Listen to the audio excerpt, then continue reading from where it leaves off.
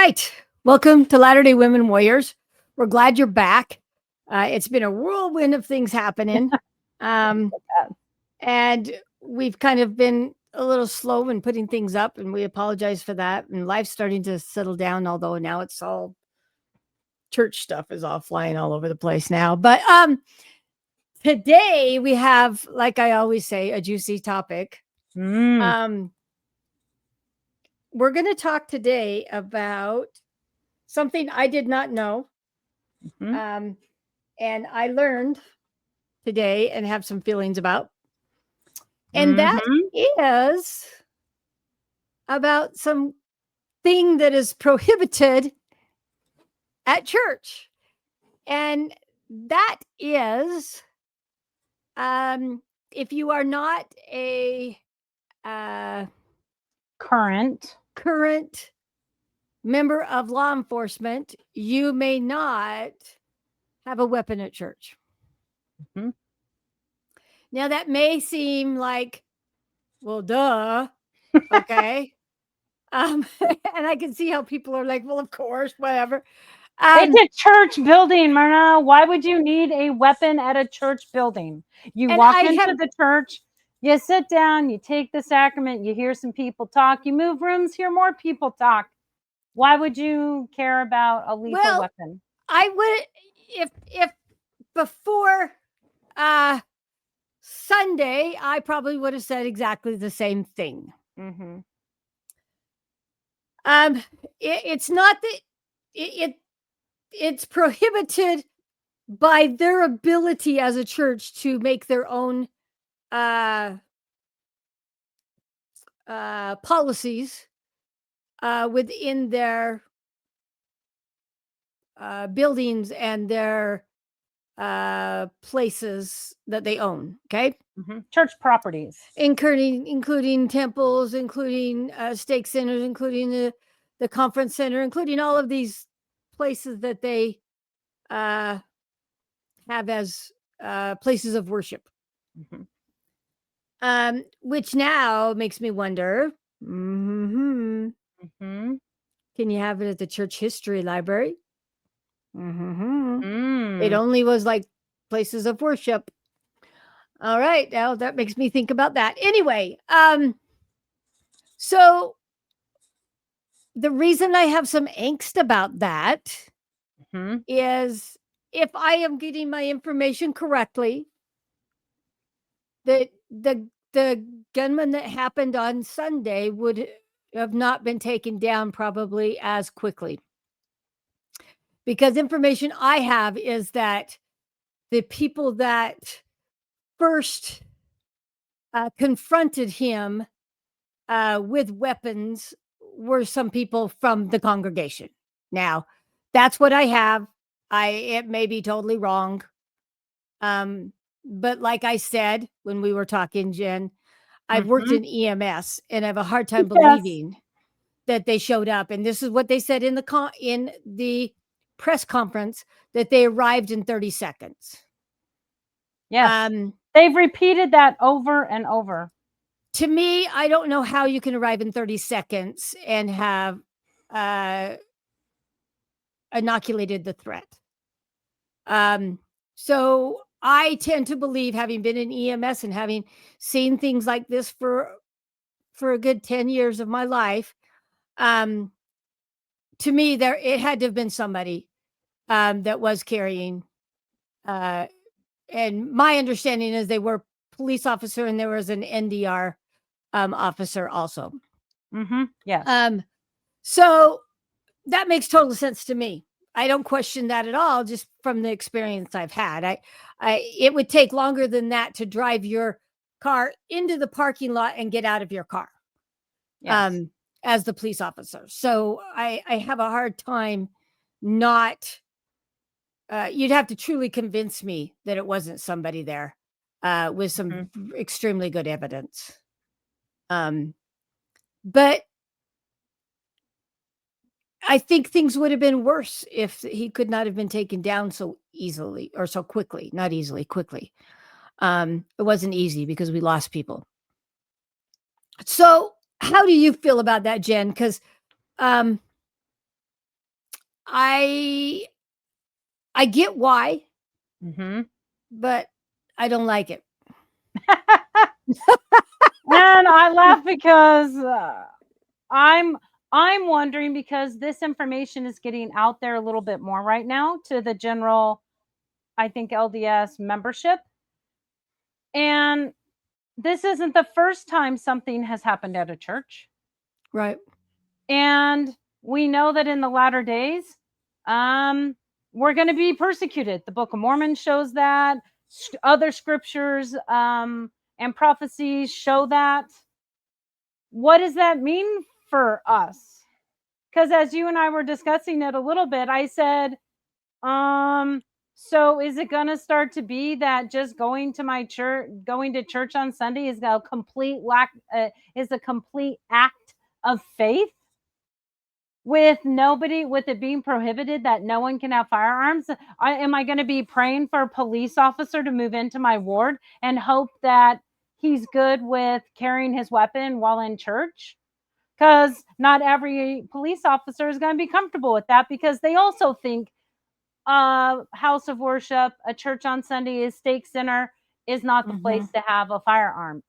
Well, and I said, then I won't have very much, and then you wouldn't consider me a person of very much faith, because I would probably carry. Right. And so there's so many mixed emotions inside of me. It used to be, before 2019, the word was, it was inappropriate for you to have lethal weapons at church. And then in 2019, it was stated that it was prohibited. And I believe I looked at wording from the Church Handbook, and part of it states that it is church property. It's not just a church building. It is church property. So that means church office building. That means the read that. Give me one second here. Firearms and other lethal weapons are not allowed on church property. This includes concealed weapons. This does not apply to current law enforcement officers.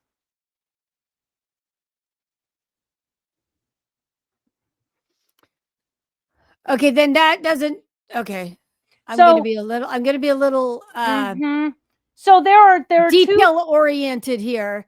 They say the reasoning is because it's a house of worship, but some of those places are not houses of worship. So which is it? Is it a house of worship that we can't take our weapons, or is it everything that's owned by the church we can't take our weapons? So I'm seeing the word was, has been used that it was prohibited. It is in the where in the handbook?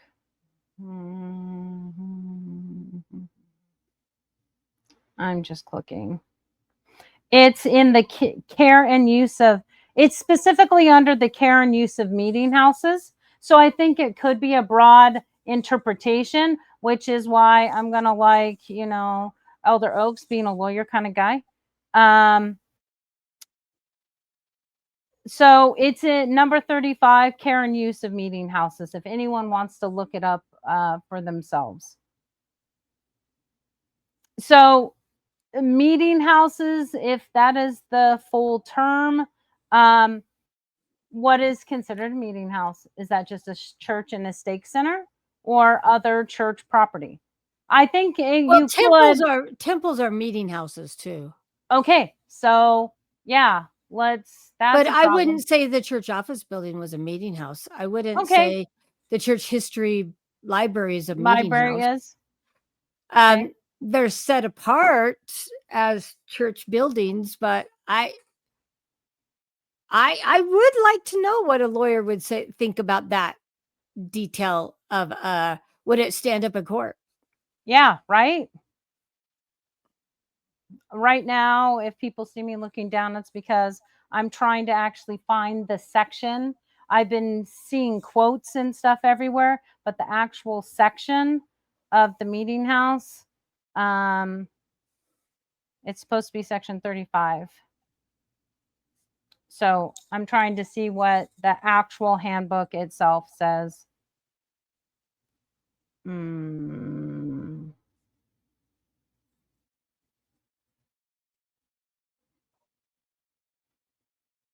So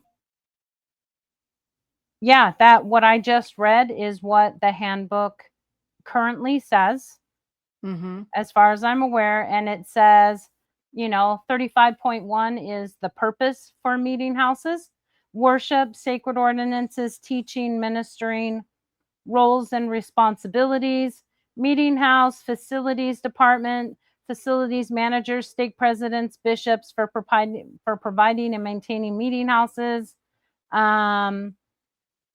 So it's all kind of in the maintenance, safety, security of meeting houses.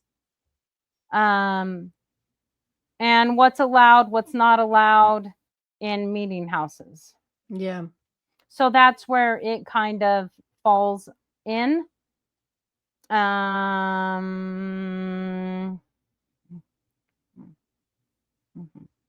So I find it just interesting in this space that, I've looked over the handbook, but I have not gone huge into it to know that this was the case. I have friends who are police officers, and I haven't necessarily ever seen anyone notice that somebody was carrying their firearm. I have friends that have concealed carry permits. And I live in California. Concealed carry permits are very hard to get in the state of California. So that's hard here, where in other states I know it's totally different. But because this is the church handbook, this policy is for the global church. Right. Which I'm going to say, I start thinking about war-torn countries. And I'm like, that's interesting. Yeah. So I was unaware of this policy, and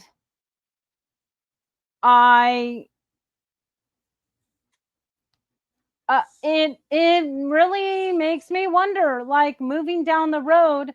I think you brought up the suggestion in our conversation beforehand. I know that some synagogues that have had violent acts like this perpetrated on them, they have security guards outside the doors that carry. Yeah. And I'm like, is that a place where we're gonna go? I don't know, because this is kind of, we've had other acts happen, but this one is all over the news. It's made the AP news, Associated Press, so it's going global right now. But that makes sense because it's a global church, right? Yeah. But I know someone recently who for an activity was going to put, everyone was kind of supposed to meet at their house, so their address was going to be out there, and they took a second to pause. Do I want my address out there? I understood it because of the whole thing that's been happening in Michigan, that there would be a pause. Yeah, I was looking in section 35 and I don't see it, but I may be missing it because I'm trying to also pay attention to what we're talking about. But and like I say, the reason I am kind of pausing about it is because how many lives do we have to lose before we say, oh, okay, maybe it's okay for you to carry? Right. And like I said to you, I said, okay, so if the church is not going to let us protect ourselves, which is what Captain Moroni said we could do, then are they going to provide people at the doors to protect us from this happening? Are we going to put metal detectors at our doors so that we make sure people don't bring guns in, right? So we can find those who are not willing to obey, which would probably be me. But if they had a medical protector, I wouldn't do it because I would get into trouble. But like I said, it would be really hard for me, since I have my permit, that I would, if this becomes more popular, so to speak, that's probably the wrong terminology, but happens more often within our religion, I think I would carry, regardless of what the brethren say. And that may, people say that I'm bad, that, I shouldn't have a temple recommend, whatever you want to say, but Captain Moroni said that we are to protect our family and our churches and our rights. And I feel that that's what I would be doing. Yeah, this one is like so tough. I didn't know I was going to feel so conflicted. Like, I should feel completely safe going to my church building and having activities and do all of that. And yet there are people who are struggling mentally, who have a beef with the church or any other church out there. But Christianity by far has been getting hit in the news cycle. Christian places of worship are being hit. And in light of that, what should our response be?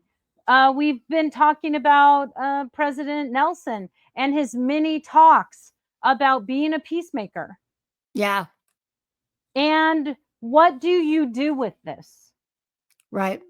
What do you do with this? I'm trying to be a peacemaker. Obviously, the shooter there in Michigan, that was not his idea. Yeah. How do you continue to consistently be a peacemaker when bullets are flying in your meeting house? Well, and I would say that by carrying, that doesn't mean you're not a peacemaker. Right. Okay, that's true. Just because I'm carrying doesn't mean I'm not a peacemaker. It just means that I am prepared for whatever might happen to happen. I'm not going to be the one to start the shiz. Right. But if I'm able to stop the shiz, I'm going to do it. Right. Right. And why should we be sitting ducks? I don't believe that's what God wants. I don't believe he wants us to be sitting ducks. Is it, do I have respect for those that have died for Christ? Absolutely. Yes. But I don't believe he wants us to be sitting ducks. And so I believe we have and should have the ability to protect ourselves. And if I feel that threat is happening in my area, then I'm willing to discuss that on the other side if I go, because I carry in, I don't know, I'd be willing to have that discussion afterwards. Whatever happens, if they want to, if after it happens and I'm successful in stopping something from happening, we can have the discussion afterwards. If I'm not and I die, well, I'll have that discussion on the other side. Right. But I'm not going to be a sitting duck. I just won't. And so I think the church needs to take that seriously. If this continues. I'm not saying we've had enough happen now that we need to start arming ourselves. I'm not saying that. But if this continues to happen, and has happened quite often to other Christian denominations. Right? I just do not believe Christ wants us to be sitting ducks in whatever religion you are. Yeah, He's always asked us to do everything we can to stand for him. Yeah. But he's never asked us to lose our lives without a fight. I don't believe he's ever asked us to not fight for our lives, if possible. So I could see I could be wrong. I could see in this discussion that someone, I'm going to play a little devil's advocate here. Okay. Or not necessarily devil's advocate, but just there is a story in the Book of Mormon where the anti-Nephi-Lehies, right? It's the anti-Nephi-Lehies that sit there, and they are 1,000 of them slaughtered because they will not take up arms. However, to me, that story does not work in this situation. Well, It was a choice because they made a covenant with God. With God not to. Correct. And God covenanted back to them that he will protect them. Correct. And that was bringing up the next generation to do so. Yes. So for me, I could see someone saying, well, people have died for Christ, and he has allowed them to be killed for that. And yet that story does not fit for me in this situation, if that's what someone's thinking, because of what we just brought up in the argument. Well, you can say that about Charlie Kirk. It just happened a couple weeks ago, right? You can say that he died for Christ. You can say that, right? Yeah, you can. Because he was constantly sharing his testimony of Christ. Yep. And his love of people and standing for his truths. Christ's truths. And that's great. But I still don't think he was asked to be that sitting duck. He was trying to do what he felt he was supposed to do. Yep. And someone else decided to take him out. The Lord wasn't asking him to be a sitting duck. Correct. And I believe if he knew, he would have been able or had enough money, he would have protected himself. But that was such an open thing. There was no way he could have financially protected himself. And I think he knew there was a possibility at some time that would happen in his life. I don't think he was naive enough to not think that couldn't happen. But I don't see him as a sitting duck either. He had security. Yes. He tried to protect himself. There was a chink in the armor, and he was got.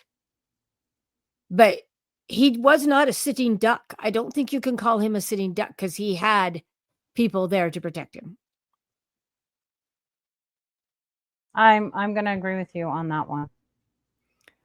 Unfortunate, completely unfortunate, completely sad and sorrowful. And that is those are the emotions that get brought up in me as we're even talking about this, Myrna, because it saddens me and sickens me even that we're having this discussion about carrying a firearm into a house of worship.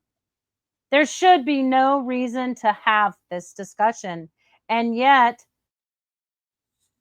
do congregations all over the United States, in whatever faith you're in, do people deserve to just be killed?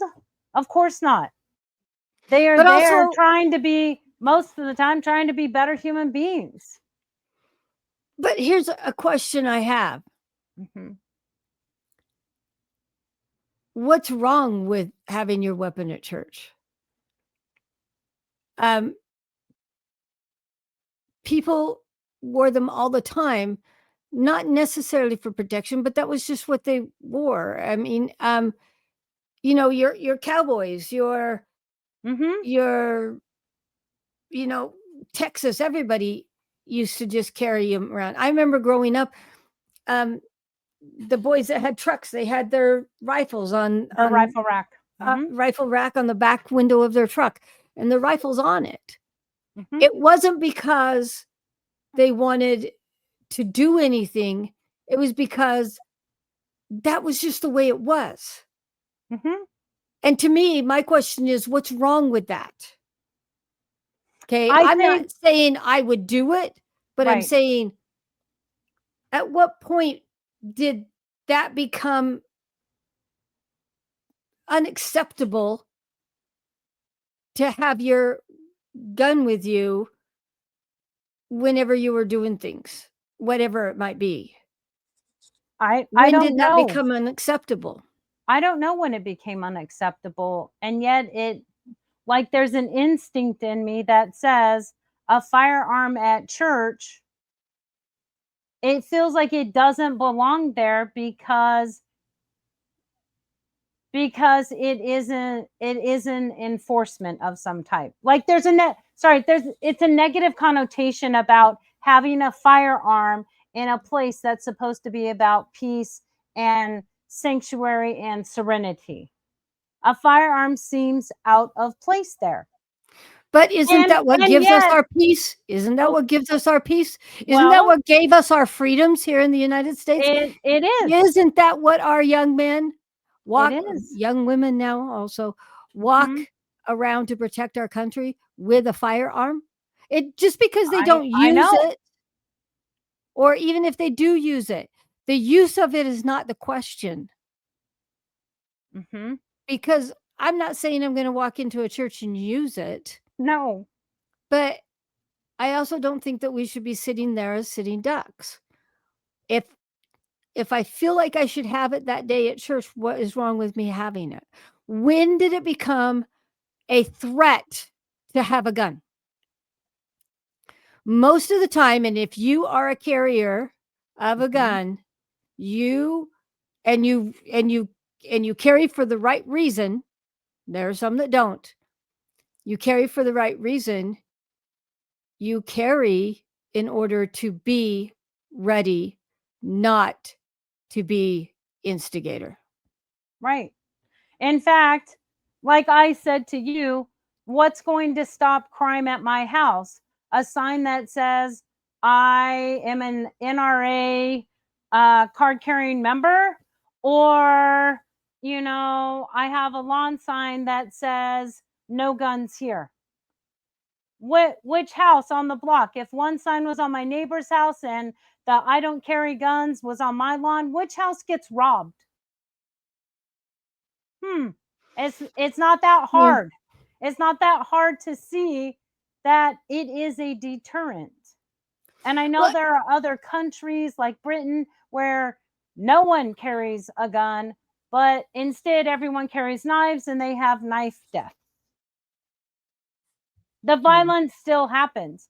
Multiple people get knife stab wounds and die because those are not good. or you take Switzerland, where everybody has a gun, but knives are illegal. Right. Um, and I think it comes down to the perception that we have, that has been put into our mind over the years, that guns are bad. Mhm. Right? And so to take one to church is wrong because it's Right. bad. You don't Right. do bad things at church. Right. And I disagree. I don't think there's anything wrong with it. Mhm. If you have no intention of doing anything unless you have to protect yourself from a gun, not from someone yelling at you and being mad at you, right? Right. But May- so for Maybe me, I'm like, what is what has changed our society? And maybe that's getting into the political realm, which we try not to do.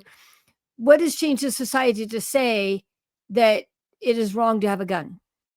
It's maybe bad it's to have a gun. maybe it's a fact of mistrusting people who have guns.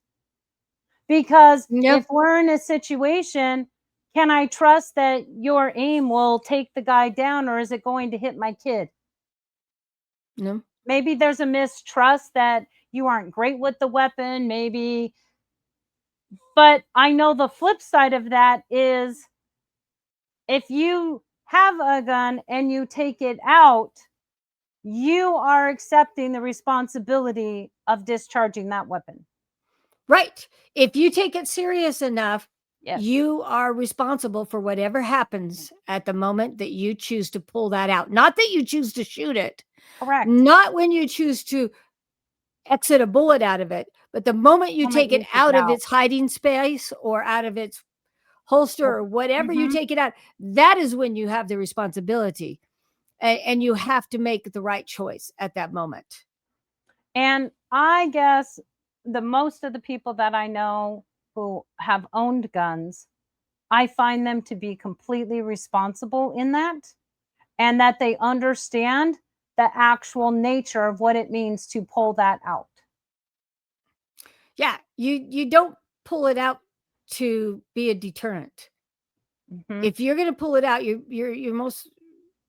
my training is I'm not pulling it out unless I'm using it. Correct. And that's what law enforcement is trained it's not a scare tactic. No. I'm not pulling it out for you to think that you best be scared of me. Right. It's because I'm now at the space where I have to in order to keep my life. Yes. And there's no other question about it after that. Mm-hmm.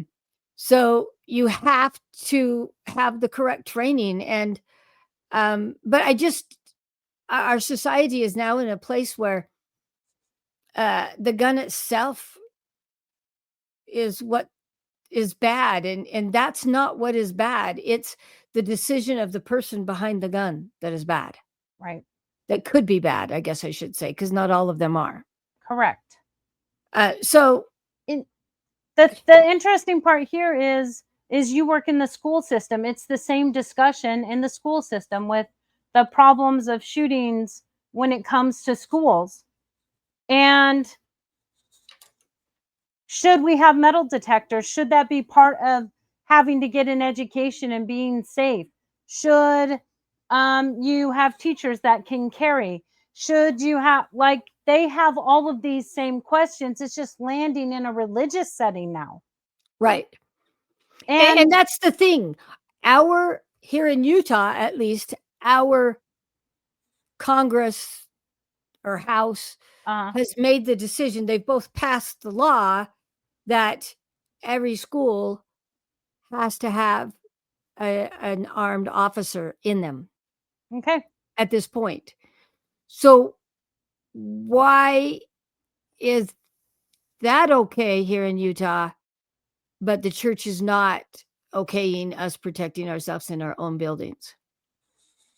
Well, and that's the difference. That is the difference. And it'll be curious moving forward. If more of these things happen, maybe it will become a thing that we have, just like schools have decided to have an armed security guard, that we have an armed security guard at the meeting houses.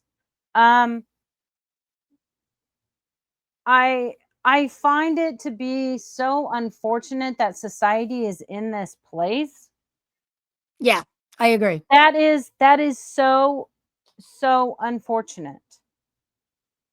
And yet it's the reality right now. These things are happening. They're happening at a more frequent rate. And what does that mean in the end for us? I don't know. But there is something calming in my mind that if I knew that someone in that congregation could stop a perpetrator coming in, or at least stop them mid-track of what they were doing violence-wise, I would be like, thank you, thank you, thank you for your training, for your ability, and for you taking action. Right. Well, we don't have, other than the trial and the crucifixion of Christ, we have no other time when he allowed himself to be treated such as that. And I believe the only reason he did was because he knew what he had to do. He knew what he had promised in pre-earth life to do for us. And that is the only reason he allowed that to happen. He knew that it needed to happen. Because he never, ever was in any situation such as that. Right? Right. And I don't think he expects it from us. That may be cynical. That may be cynical, but and I totally agree with you. I shouldn't have to feel like, and I don't right now, but if things got worse, I shouldn't have to feel like, well, should I carry today at church or should I not carry today at church? I shouldn't have to be asking to know the answer to that question. Right. I should be able to go to church and not worry about that. But is that always going to be the case? I don't think it is. It is the, I think, question that's sitting out there, because the scriptures show those saints right before Christ came, basically, they were all about to be killed because they were not denying that Christ was going to come. Yep. And they were pushed to the edge of that. And Christ, the sign came, and Christ came. But they were pushed to that very edge of faith. And I'll be honest, I don't want to be pushed to that edge of faith. Yeah. No, I agree. And that's not going to be the only way we're going to be pushed. Oh yeah. I think this is a valid discussion. Yeah. If the church is going to continue with this policy or not. I don't think that we all need to arm. That's not what I'm saying. But if I felt like it needed to be done, and I try to follow the Spirit, I'm not saying that every time it would be the Spirit telling me, it may just be my fear. Right. But if I felt like I needed to, I would like to know I wasn't going against the brethren. But I have to say I would. I would go against the brethren. And I've never said that before. I've never had anything that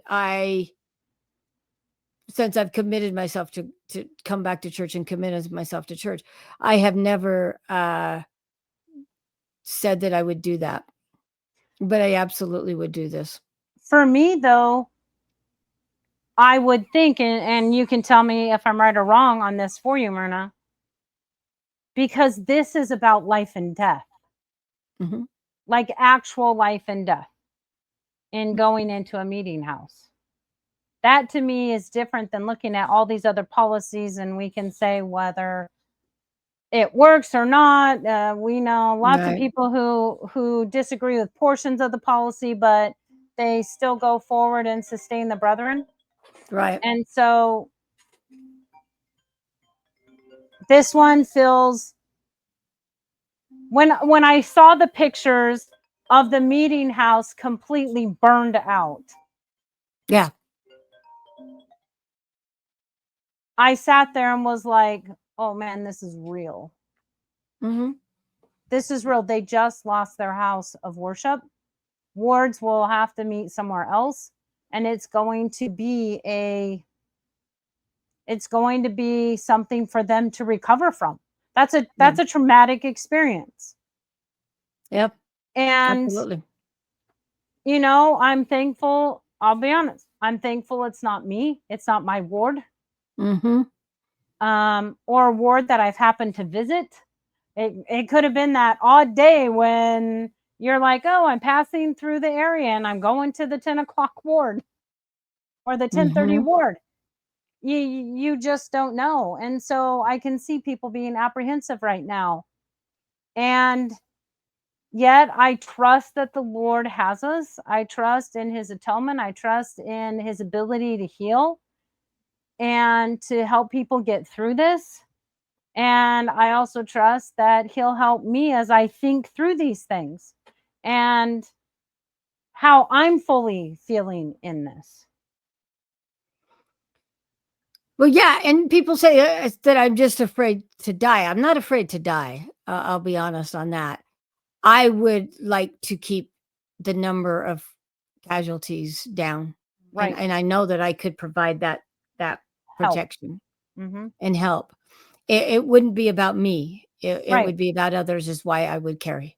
Correct. But I still just don't think that God, I mean, it's going to happen. Don't get me wrong. And there are people that are going to and have died in these situations. But I still just don't think that God expects us to lay down without maybe fighting, because he helps us, but we also have to help ourselves in ways too. Right. Well, our culture is one of self-reliance. Yeah. We're constantly saying we should be emotionally resilient, prepared for, bad times, have money saved in case you lose a job, have food storage, always being prepared. Mm-hmm. And this seems like an area where you can be prepared. You Yeah. can have training and know your weapon really well.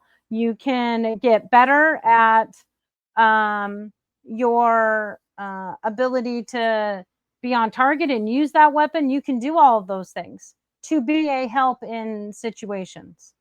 Yeah.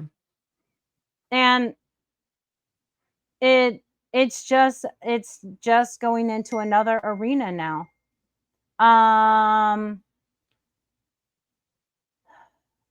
It's just going into a different arena. It's getting closer. Like schools, that's bad. Those are kids. Kids don't deserve that. Kids shouldn't be violently acting out against other kids. That seems rational. And in this situation, what about people going to church is just rubbing you the really wrong way to do an act of violence. I just find it so sad. Well, it reminds me of the beginning times of our religion, right? And I'm not saying that everybody acted appropriately in the beginnings of our religion. Correct. There were times I know that people were a little puffy, Mm-hmm. and thought that they were better than others, and I'll be one in the church to admit that.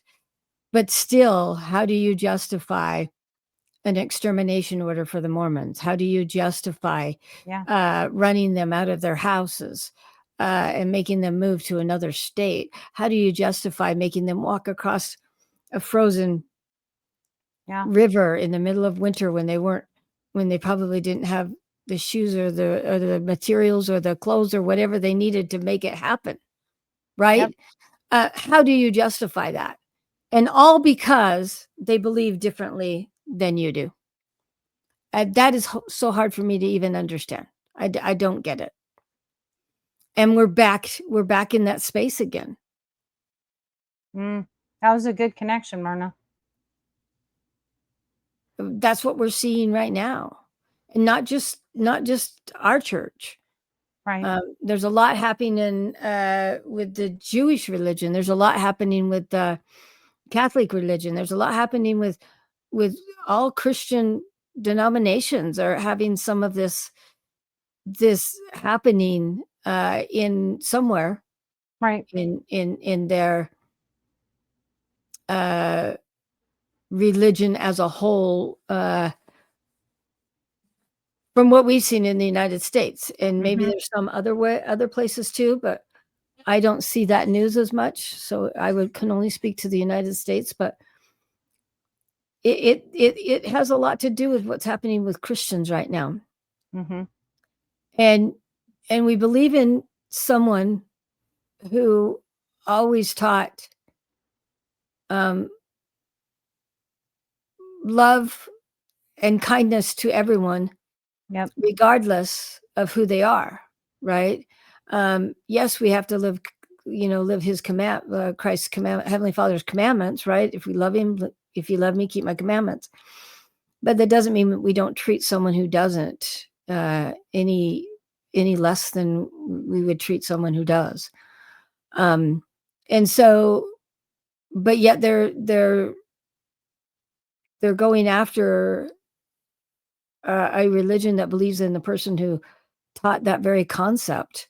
Right. And they're going against the concept. And here we've just had our prophet pass away, who spent the last 7 years as our prophet, preaching about being a peacemaker, about loving others, about, mourn with those that mourn, comfort those that stand in need of comfort.